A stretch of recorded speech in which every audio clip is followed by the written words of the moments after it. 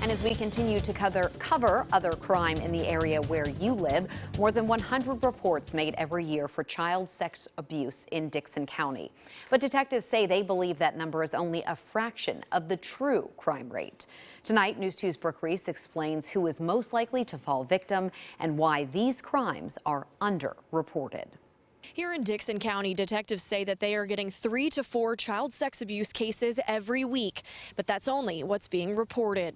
It's a top priority for Detective Sarah McCartney. We've seen all kinds of different things that most people wouldn't imagine or think of. The Children's Advocacy Center says 1 in 10 children will be sexually abused by their 18th birthday. It's a bigger problem than what we even know, because I believe that what's being reported is only a small fraction of what's actually happening. The Rape, Abuse, and Incest National Network says 93% of victims know their abuser. The perpetrator not only grooms the child, but they groom the whole family to make the family think that they're a person that would never do anything like this. Making most children feel scared to come forward, according to McCartney.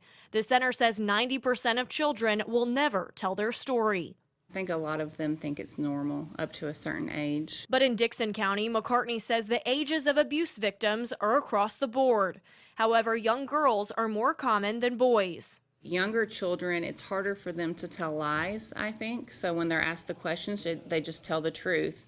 And they don't really know the difference. I've seen older kids, sometimes they still, even though they want to tell, they still try to protect their abuser. And because it's normally someone within the family, it has a ripple effect of consequences. It just depends on how supportive the non-offending family member is to the child. Sometimes they're very supportive to the child and sometimes they're not, and we have to approach things differently, but it really puts a strain on the whole family dynamic. Detectives say it's crucial that if people see something, they need to say something, make a report, and that way they can begin to investigate. From Dickson County, Brooke Reese, News 2.